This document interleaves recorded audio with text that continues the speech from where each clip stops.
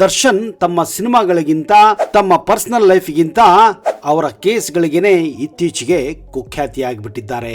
ಅದರಲ್ಲೂ ಪ್ರತಿಯೊಂದು ವಾರದಲ್ಲಂತೂ ಒಂದಿಲ್ಲ ಒಂದು ವಿಷಯಕ್ಕೆ, ಒಂದಿಲ್ಲ ಒಂದು ಘಟನೆಗೆ ಅವರು ನ್ಯೂಸ್ ನಲ್ಲಿ ಇರೋದು ತುಂಬಾನೇ ಕಾಮನ್ ಆಗಿದೆ. ಈಗ ಅತಿ ದೊಡ್ಡದೊಂದು ಅವರ ಜೀವನದಲ್ಲಿ ಒಂದು ಘಟನೆ ಆಗಲಿದೆ. ಹೌದು, ರೇಣುಕಾ ಸ್ವಾಮಿ ಕೇಸ್ ನಲ್ಲಿ ಅವರು ಈಗ ಹೈಕೋರ್ಟ್ ನಿಂದ ಬೇಲ್ ಸಿಕ್ಕಿದೆ.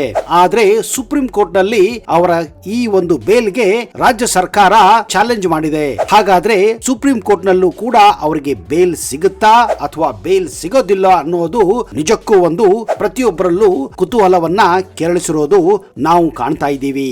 ಬೇಲ್ ಅನ್ನೋ ಪದ ವಕೀಲರಿಗೆ, ಪೊಲೀಸರಿಗೆ, ಪೊಲಿಟಿಷಿಯನ್ಸ್ಗೆ, ಸೆಲೆಬ್ರಿಟಿಗಳಿಗೆ ತುಂಬಾನೇ ಕಾಮನ್ ಆಗಿರಬಹುದು. ಆದ್ರೆ ಈ ಒಂದು ಬೇಲ್ ಅಥವಾ ಜಾಮೀನು ಅನ್ನೋದು ಸಾಮಾನ್ಯ ಜನರಿಗೆ ಗೊತ್ತೇ ಇಲ್ಲ.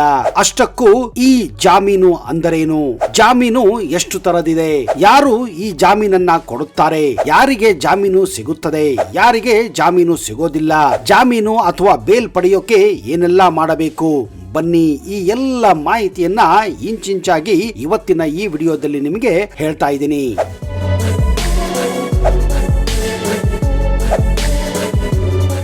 ಜಾಮೀನು ಅಂದ್ರೆ ಒಬ್ಬ ಆರೋಪಿಯನ್ನ ಕಾನೂನು ಪ್ರಕ್ರಿಯೆಗೆ ಒಳಪಡಿಸಲು ನ್ಯಾಯಾಲಯಕ್ಕೆ ಹಾಜರಾಗುವ ಷರತ್ತಿನೊಂದಿಗೆ ಬಿಡುಗಡೆ ಮಾಡುವ ಒಂದು ಪ್ರಕ್ರಿಯೆಯಾಗಿದೆ. ಇದನ್ನ ಸರಳವಾಗಿ ಹೇಳೋದಾದ್ರೆ ಜಾಮೀನು ಅಂದ್ರೆ ಆರೋಪಿಯ ತಾತ್ಕಾಲಿಕ ಬಿಡುಗಡೆ. ಆದ್ರೆ ಆ ಆರೋಪಿ ನ್ಯಾಯಾಲಯದ ವಿಚಾರಣೆಗೆ ತಪ್ಪದೆ ಹಾಜರಾಗುವ ಭರವಸೆಯನ್ನ ಒದಗಿಸಬೇಕಾಗುತ್ತದೆ. ಕೆಲವು ಸಂದರ್ಭಗಳಲ್ಲಿ ಬೇಲ್ ಅಂದ್ರೆ ಜಾಮೀನು ಪಡೆಯಲು ಆರೋಪಿಯು ನಿಗದಿತ ಮೊತ್ತದ ಹಣವನ್ನ ಕೂಡ ಜಾಮೀನಿನ ರೂಪದಲ್ಲಿ ಪಾವತಿಸಬೇಕಾಗುತ್ತದೆ ಅಥವಾ ಆಸ್ತಿಯನ್ನು, ಒಡವೆಗಳನ್ನು ಹಾಗೂ ಶ್ಯೂರಿಟಿಯನ್ನು ಜಾಮೀನು ರೂಪದಲ್ಲಿ ಕೋರ್ಟ್ಗೆ ಕೊಡಬೇಕಾಗುತ್ತದೆ. ಭಾರತದ ದಂಡ ಸಂಹಿತೆ ಅಂದ್ರೆ ಸಿಆರ್ಪಿಸಿ ಸೆಕ್ಷನ್ 437 ಅಡಿಯಲ್ಲಿ ಜಾಮೀನು ರಹಿತ ಅಪರಾಧಕ್ಕಾಗಿ ಬಂಧಿತನಾದಂತಹ ವ್ಯಕ್ತಿಯು ಮ್ಯಾಜಿಸ್ಟ್ರೇಟ್ಗೆ ಜಾಮೀನು ಅರ್ಜಿಯನ್ನ ಸಲ್ಲಿಸಬಹುದಾಗಿದೆ. ಆರೋಪದ ಗಂಭೀರತೆಯನ್ನ ಆಧಾರದ ಮೇಲೆ ನ್ಯಾಯಾಲಯ ಜಾಮೀನನ್ನ ಮಂಜೂರು ಮಾಡಬಹುದು ಅಥವಾ ಅದನ್ನ ತಿರಸ್ಕರಿಸಬಹುದು. ಜಾಮೀನಿನ ಷರತ್ತುಗಳನ್ನ ಉಲ್ಲಂಘಿಸಿದರೆ ಕೊಟ್ಟಂತಹ ಜಾಮೀನನ್ನ ನ್ಯಾಯಾಲಯ ರದ್ದುಗೊಳಿಸಬಹುದು ಮತ್ತು ಆರೋಪಿಯನ್ನ ಜೈಲಿಗೆ ಕೂಡ ಕಳಿಸಬಹುದು.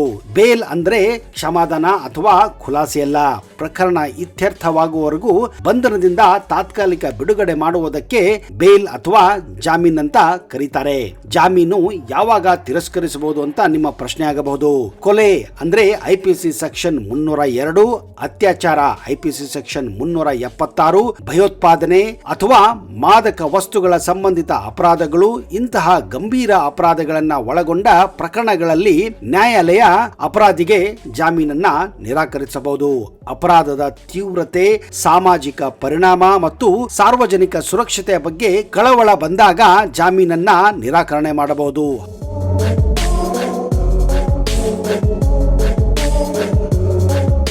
ಹೌದು, ಒಬ್ಬ ಆರೋಪಿ ಪೊಲೀಸರು ಚಾರ್ಜ್ ಶೀಟ್ ಅನ್ನ ಹಾಕಿ ಅವನನ್ನ ಜೈಲಿಗೆ ಕಳಿಸಬೇಕೆಂದು ವಿಚಾರಣೆ ಮಾಡುತ್ತಿರುವಾಗ ವಿಚಾರಣೆ ನಡೆದಿರುವ ಸಂದರ್ಭದಲ್ಲಿ ಆರೋಪಿಯು ಈ ಬೇಲ್ಗೆ ಅಪ್ಲೈ ಕೂಡ ಮಾಡಬಹುದು. ಇದಕ್ಕೆ ಕಾರಣ ಈ ಅಪರಾಧಿಗೆ ಇನ್ನೂ ಶಿಕ್ಷೆ ಆಗಿರುವುದಿಲ್ಲ, ವಿಚಾರಣೆ ಕೂಡ ನ್ಯಾಯಾಲಯದಲ್ಲಿ ನಡೆದಿರುವುದಿಲ್ಲ. ಈ ಸಂದರ್ಭದಲ್ಲಿ ಅಂದ್ರೆ ಆ ವ್ಯಕ್ತಿ ಇನ್ನೂ ಸಂಪೂರ್ಣವಾಗಿ ಅಕ್ಯೂಸ್ಡ್ ಆಗಿರುವುದಿಲ್ಲ, ಅಂದ್ರೆ ಅಪರಾಧಿ ಆಗಿರುವುದಿಲ್ಲ. ಹೀಗಾಗಿ ಅಂದ್ರೆ ಅಪರಾಧ ಸಾಬೀತು ಆಗಿರುವುದಿಲ್ಲ. ಇಂಥ ಸಂದರ್ಭದಲ್ಲಿ ವಿನಾಕಾರಣ ಒಬ್ಬ ಮನುಷ್ಯನನ್ನ ಆರೋಪಿ ಅಂತ ಜೈಲಲ್ಲಿ ಇಡುವ ಬದಲು ಅವನಿಗೆ ಸ್ವಾತಂತ್ರ್ಯವನ್ನ ಕೊಟ್ಟು ಕೆಲವು ಕಂಡೀಷನ್ಗಳನ್ನ, ಷರತ್ತುಗಳನ್ನ ಹಾಕಿ ಸಮಾಜದಲ್ಲಿ ಇರೋಕೆ ಅವಕಾಶ ಮಾಡೋದೇ ಬೇಲ್ ಅಂತ ಕರೀಬಹುದು. ಹಾಗಾದ್ರೆ ಆ ಷರತ್ತುಗಳು ಯಾವುವು ಅಂತ ನಿಮಗೆ ಒಂದೊಂದಾಗಿ ಹೇಳೋಕೆ ಹೋಗ್ತಾ ಇದ್ದೀನಿ. ಆರೋಪಿಗಳು ನ್ಯಾಯಾಲಯದಲ್ಲಿ ವಿಚಾರಣೆಗೆ ಹಾಜರಾಗಬೇಕು. ಮೊದಲನೇ ಕಂಡೀಷನ್, ಸಾಕ್ಷಿಗಳನ್ನ ಸಂಪರ್ಕಿಸಬಾರದು, ತಡೆಯಬಾರದು ಅಥವಾ ಅವುಗಳನ್ನ ನಾಶ ಮಾಡಬಾರದು ಅಥವಾ ಹೆಚ್ಚಿನ ಅಪರಾಧವನ್ನ ಮಾಡದೇ ಇರುವ ಹಾಗೆ ನೋಡಿಕೊಳ್ಳಬೇಕಾಗುತ್ತದೆ. ಒಂದು ವೇಳೆ ಈ ಕಂಡೀಷನ್ ನಲ್ಲಿ ಯಾವುದಾದ್ರೂ ಒಂದನ್ನಾದ್ರೂ ತಪ್ಪು ಎಸಗಿದರೆ ಅಂತಹ ವ್ಯಕ್ತಿಯ ಬೇಲನ್ನ ಅಂದ್ರೆ ಜಾಮೀನನ್ನ ನ್ಯಾಯಾಲಯ ಕ್ಯಾನ್ಸಲ್ ಕೂಡ ಮಾಡಬಹುದು. ಅಲ್ಲಿಂದ ಆ ಆರೋಪಿಯ ಕತೆ ತುಂಬಾ ಚಿಂತಾಜನಕವಾಗುತ್ತದೆ. ನೆನಪಿರಬೇಕು. ಮತ್ತೆ ಕೆಲವೊಂದು ಅಂಶಗಳನ್ನ ಕೂಡ ಇಲ್ಲಿ ಪರಿಗಣಿಸಲಾಗುತ್ತದೆ. ಅಪರಾಧದ ಸ್ವರೂಪ ಮತ್ತು ತೀವ್ರತೆ, ಆರೋಪಿಯ ವಿರುದ್ಧ ಇರುವಂತಹ ಸಾಕ್ಷ್ಯಗಳು, ಆರೋಪಿಯು ಪರಾರಿಯಾಗಬಹುದಾ ಅಥವಾ ಸಾಕ್ಷ್ಯಗಳನ್ನ ತಿರುಚುವ ಸಾಧ್ಯತೆ ಮುಂತಾದ ಅಂಶಗಳನ್ನ ನ್ಯಾಯಾಲಯ ಇಲ್ಲಿ ಸೀರಿಯಸ್ ಆಗಿ ಪರಿಗಣಿಸುತ್ತದೆ. ಒಂದು ವೇಳೆ ನ್ಯಾಯಾಲಯವು ಈ ಎಲ್ಲ ವಿಷಯಗಳು ಸಮಾಧಾನಕರವಾಗಲಿಲ್ಲ ಅಂದ್ರೆ ನ್ಯಾಯಾಲಯ ಆರೋಪಿಗೆ ಜಾಮೀನನ್ನ ಕೊಡದೇ ಇರಬಹುದು. ಅಷ್ಟಕ್ಕೂ ಈ ಜಾಮೀನಿನ ಮೊತ್ತ ಅಂದ್ರೆ ಶ್ಯೂರಿಟಿ ಎಷ್ಟು ಅಂತ ಇನ್ನೊಂದು ಪ್ರಶ್ನೆ. ಭಾರತದಲ್ಲಿ ನಿಗದಿತ ಜಾಮೀನು ಮೊತ್ತವಿಲ್ಲ. ಅಪರಾಧದ ಸ್ವರೂಪವನ್ನ ನೋಡಿ, ಆರೋಪಿಯ ಕ್ರಿಮಿನಲ್ ಬ್ಯಾಕ್ ಗ್ರೌಂಡ್ ಅನ್ನ ನೋಡಿ, ಆರೋಪಿಯ ವಿಚಾರಣೆಗೆ ಹಾಜರಾಗುವ ಸಾಧ್ಯತೆಯನ್ನ ಗಣನೆಗೆ ತೆಗೆದುಕೊಂಡು ಜಾಮೀನು ಮೊತ್ತವನ್ನ ನ್ಯಾಯಾಲಯವು ಪ್ರಕರಣದಿಂದ ಪ್ರಕರಣಕ್ಕೆ ನಿರ್ಧರಿಸುತ್ತದೆ ಹಾಗೂ ವ್ಯಕ್ತಿಯಿಂದ ವ್ಯಕ್ತಿಗೆ ನಿರ್ಧರಿಸುತ್ತದೆ.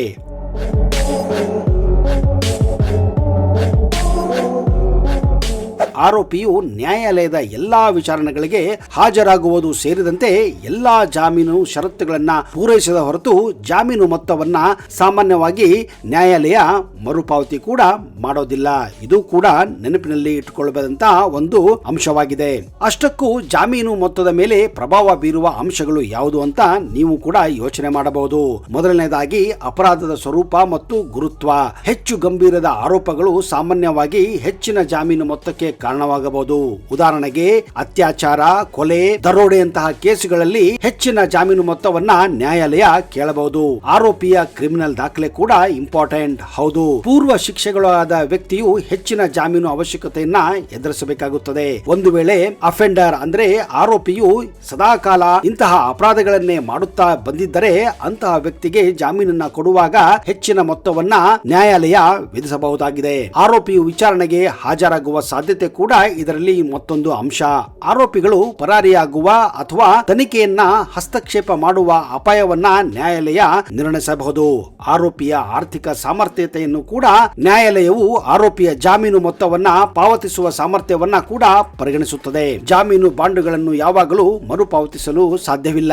ಆರೋಪಿಯು ನ್ಯಾಯಾಲಯಕ್ಕೆ ಹಾಜರಾಗಲು ವಿಫಲವಾದರೆ ಅಥವಾ ಜಾಮೀನು ಷರತ್ತನ್ನ ಉಲ್ಲಂಘಿಸಿದರೆ ಜಾಮೀನು ಮೊತ್ತ ಅಥವಾ ಬಾಂಡ್ ಅನ್ನ ಮುಟ್ಟುಗೋಲು ಕೂಡ ನ್ಯಾಯಾಲಯ ಹಾಕಬಹುದು. ಅಷ್ಟಕ್ಕೂ ಜಾಮೀನು ಎಷ್ಟು ಕಾಲ ಮಾನ್ಯವಾಗಿರುತ್ತದೆ ಅನ್ನೋದು ಇನ್ನೊಂದು ಪ್ರಶ್ನೆ. ಭಾರತೀಯ ನಾಗರಿಕ ಸುರಕ್ಷಾ ಸಂಹಿತೆ 2023 ಅಂದ್ರೆ BNSS ಸೆಕ್ಷನ್ 482 ಅಡಿಯಲ್ಲಿ ನಿರೀಕ್ಷಣಾ ಜಾಮೀನು ಸಿಂಧುತ್ವಕ್ಕೆ ಯಾವುದೇ ನಿಗದಿತ ಶಾಸನಬದ್ಧ ಸಮಯ ಮಿತಿ ಕೂಡ ಇಲ್ಲ. ನ್ಯಾಯಾಲಯದ ಆದೇಶಗಳು, ವಿಧಿಸಲಾದಂತಹ ಷರತ್ತುಗಳು ಅಥವಾ ಪ್ರಕರಣದಲ್ಲಿನ ನಂತರದ ಬೆಳವಣಿಗೆಯ ಆಧಾರದ ಮೇಲೆ ಅದರ ಪರಿಣಾಮ ಅವಧಿ ಕೂಡ ಬದಲಾಗಬಹುದು. ಸ್ನೇಹಿತರೆ, ಈಗ ನೀವು ಜಾಮೀನಿನ ಬಗ್ಗೆ ಎಲ್ಲ ಗೊತ್ತಾಗಿರಬಹುದು. ಆದ್ರೆ ಈ ಬೇಲ್ ಅಥವಾ ಜಾಮೀನು ಎಷ್ಟು ತರ ಇದೆ ಅನ್ನೋದು ಕೂಡ ತಿಳಿದುಕೊಳ್ಳೋದು ಅಷ್ಟೇ ಮುಖ್ಯ. ಹೌದು, ಒಂದು ಸಾಮಾನ್ಯ ಬೇಲ್ ಅಂದ್ರೆ ಜಾಮೀನು, ಇನ್ನೊಂದು ಮಧ್ಯಂತರ ಜಾಮೀನು, ಇದನ್ನ ಇಂಟೀರಿಯಂ ಬೇಲ್ ಅಂತ ಕೂಡ ಕರೆಯುತ್ತಾರೆ. ಹಾಗೂ ನಿರೀಕ್ಷಣಾ ಜಾಮೀನು ಅಂದ್ರೆ ಆಂಟಿಸಿಪೇಟರಿ ಬೇಲ್. ಈ ಪದಗಳು ಕೇಳೋದಕ್ಕೆ ಎಷ್ಟು ಸರಳವಾಗಿದೆಯೋ ಅಷ್ಟೇ ತಿಳಿಯೋದು ಕಷ್ಟವಾಗಿದೆ.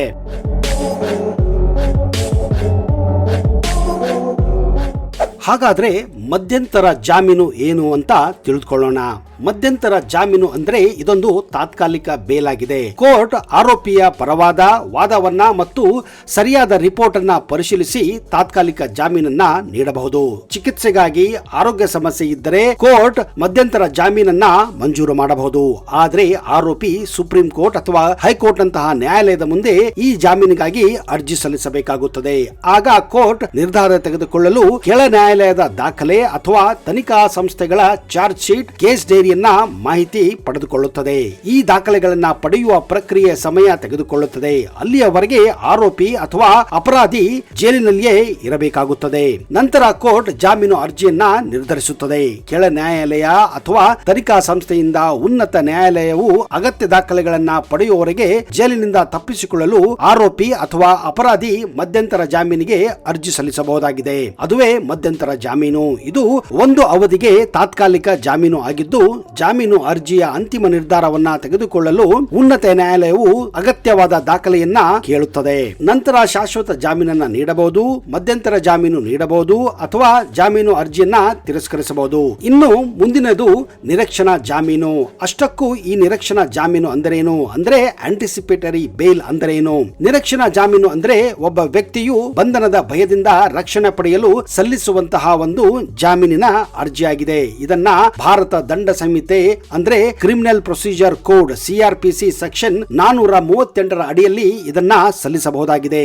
ಒಬ್ಬ ವ್ಯಕ್ತಿಯು ತಾನು ತಪ್ಪೆಸಗದ ಅಪರಾಧಕ್ಕೆ ಶಂಕಿತನಾಗಿ ಬಂಧನಕ್ಕೆ ಒಳಗಾಗಬಹುದೆಂದು ಭಾವಿಸಿದರೆ ಅವನು ಅಥವಾ ಅವಳು ನಿರೀಕ್ಷಣಾ ಜಾಮೀನಿಗಾಗಿ ನ್ಯಾಯಾಲಯಕ್ಕೆ ಅರ್ಜಿ ಸಲ್ಲಿಸಬಹುದಾಗಿದೆ.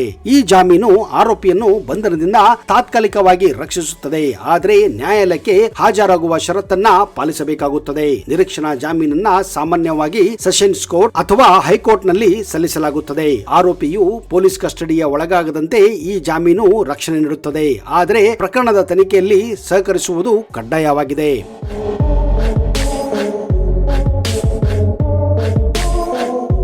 ಅಷ್ಟಕ್ಕೂ ಈ ಜಾಮೀನು ಯಾರಿಗೆ ಅನ್ವಯ ಆಗುತ್ತದೆ ಅಂತ ಇನ್ನೊಂದು ಪ್ರಶ್ನೆ. ನಿರೀಕ್ಷಣಾ ಜಾಮೀನು ಸಾಮಾನ್ಯವಾಗಿ ಜಾಮೀನು ರಹಿತ ಅಪರಾಧಗಳಿಗೆ ಸಂಬಂಧಿಸಿದಂತೆ ಬಂಧನಕ್ಕೆ ಒಳಗಾಗುವ ಭಯ ಇರುವ ವ್ಯಕ್ತಿಗಳಿಗೆ ಅನ್ವಯಿಸುತ್ತದೆ. ಯಾವುದೇ ವ್ಯಕ್ತಿಗೆ ಸುಳ್ಳು ಅಥವಾ ಸುಳ್ಳು ಆರೋಪಗಳ ಮೇಲೆ ಬಂಧಿಸುವ ಪ್ರಯತ್ನ ನಡೆಯುತ್ತಿದೆ ಎಂದಾಗ, ಅಥವಾ ಯಾರೊಂದಿಗಾದರೂ ದ್ವೇಷದ ಕಾರಣದಿಂದಾಗಿ ಅಥವಾ ತನ್ನ ವಿರುದ್ಧ ಸುಳ್ಳು ಪ್ರಕರಣವನ್ನ ನಿರ್ಮಿಸುವ ಸಾಧ್ಯತೆ ಇದೆ ಎಂದು ಅವನು ಭಯಪಟ್ಟಾಗ, ಅನುಮಾನ ಪಟ್ಟಾಗ ನಿರೀಕ್ಷಣಾ ಜಾಮೀನು ಪಡೆಯಬಹುದಾಗಿದೆ. ಅಷ್ಟಕ್ಕೂ ಇದರಲ್ಲಿ ನ್ಯಾಯಾಲಯದ ಪಾತ್ರ ತುಂಬಾ ಮುಖ್ಯ. ನ್ಯಾಯಾಲಯವು ಅರ್ಜಿದಾರರ ವಾದವನ್ನ ಪರಿಗಣಿಸಿ ನಿರೀಕ್ಷಣಾ ಜಾಮೀನು ನೀಡಬೇಕೇ ಅಥವಾ ಬೇಡವೇ ಎಂಬುದನ್ನ ಕೂಡ ನಿರ್ಧಾರ ಮಾಡುತ್ತದೆ. ಅಷ್ಟಕ್ಕೂ ಜಾಮೀನಿಗೂ ಮತ್ತು ನಿರೀಕ್ಷಣಾ ಜಾಮೀನಿಗೂ ಇರುವ ವ್ಯತ್ಯಾಸ, ಸಾಮಾನ್ಯ ಜಾಮೀನು ಆರೋಪಿಯ ಬಂಧನದ ನಂತರ ನೀಡಲಾಗುತ್ತದೆ, ಆದರೆ ನಿರೀಕ್ಷಣಾ ಜಾಮೀನು ಬಂಧನಕ್ಕೆ ಮುಂಚೆಯೇ ನೀಡಲಾಗುತ್ತದೆ. ಜಾಮೀನುಗಳಲ್ಲಿ ಇನ್ನೊಂದು ಮುಖ್ಯವಾದಂತಹ ಜಾಮೀನು ಅದು ಟ್ರಾನ್ಸಿಟ್ ನಿರೀಕ್ಷಣಾ ಜಾಮೀನಾಗಿದೆ. ಇದು ವ್ಯಕ್ತಿಯ ವಿರುದ್ಧ ಬೇರೆ ರಾಜ್ಯಗಳಲ್ಲಿ ಪ್ರಕರಣ ದಾಖಲಾದಾಗ ಅಥವಾ ವ್ಯಕ್ತಿ ಬೇರೆ ರಾಜ್ಯದಲ್ಲಿ ಬಂಧನಕ್ಕೆ ಒಳಗಾಗುವ ಸಾಧ್ಯತೆ ಇದ್ದರೆ ಆ ವ್ಯಕ್ತಿಗೆ ಇಂತಹ ಜಾಮೀನನ್ನ ನೀಡಲಾಗುತ್ತದೆ. ಈ ಮೂರ ನಡುವಿನ ಮುಖ್ಯ ವ್ಯತ್ಯಾಸಗಳು, ಮೊದಲನೇದು ಉದ್ದೇಶವಾಗಿರುತ್ತದೆ. ಜಾಮೀನು ಅಂದರೆ ಆರೋಪಿಯು ಕಸ್ಟಡಿಯಿಂದ ಬಿಡುಗಡೆಯಾಗುವುದು, ಮಧ್ಯಂತರ ಜಾಮೀನು ತಾತ್ಕಾಲಿಕ ಬಿಡುಗಡೆಗಾಗಿ ಮತ್ತು ನಿರೀಕ್ಷಣಾ ಜಾಮೀನು ಬಂಧನವನ್ನ ತಡೆಯೋಕೋಸ್ಕರ. ಅಷ್ಟಕ್ಕೂ ಅವಧಿ ಕೂಡ ತುಂಬಾನೇ ಇಂಪಾರ್ಟೆಂಟ್ ಆಗಿರುತ್ತದೆ. ಜಾಮೀನು ಸಾಮಾನ್ಯವಾಗಿ ದೀರ್ಘಕಾಲವಾಗಿರುತ್ತದೆ, ಮಧ್ಯಂತರ ಜಾಮೀನು ಕಡಿಮೆ ಅವಧಿಯಾಗಿರುತ್ತದೆ ಮತ್ತು ನಿರೀಕ್ಷಣಾ ಜಾಮೀನು ಬಂಧನದ ಭಯ ಇರುವವರಿಗೆ ಜಾರಿಯಾಗಿರುತ್ತದೆ. ಜಾಮೀನು ಮತ್ತು ಮಧ್ಯಂತರ ಜಾಮೀನನ್ನ ಬಂಧನದ ನಂತರ ಸಲ್ಲಿಸಬೇಕಾಗುತ್ತದೆ, ಆದರೆ ನಿರೀಕ್ಷಣಾ ಜಾಮೀನನ್ನು ಬಂಧನದ ಮೊದಲೇ ಸಲ್ಲಿಸಬೇಕಾಗುತ್ತದೆ. ಜಾಮೀನು ಮತ್ತು ಮಧ್ಯಂತರ ಜಾಮೀನನ್ನ ಮ್ಯಾಜಿಸ್ಟ್ರೇಟ್ ಅಥವಾ ಸೆಷನ್ಸ್ ಕೋರ್ಟ್ ನಲ್ಲಿ ಪಡೆಯಬಹುದು, ಆದರೆ ನಿರೀಕ್ಷಣಾ ಜಾಮೀನನ್ನ ಸಾಮಾನ್ಯವಾಗಿ ಸೆಷನ್ಸ್ ಕೋರ್ಟ್ ಅಥವಾ ಹೈಕೋರ್ಟ್ ನಲ್ಲಿ ಪಡೆಯಬಹುದಾಗಿದೆ.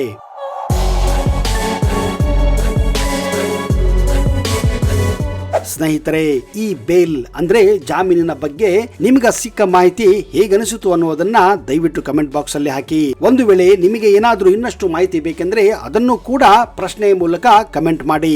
ಒಂದು ವೇಳೆ ನಿಮಗೆ ಈ ವಿಡಿಯೋ ಇಷ್ಟ ಆದಲ್ಲಿ ಇದನ್ನ ಎಲ್ಲರ ಜೊತೆ ಶೇರ್ ಕೂಡ ಮಾಡಿರಿ.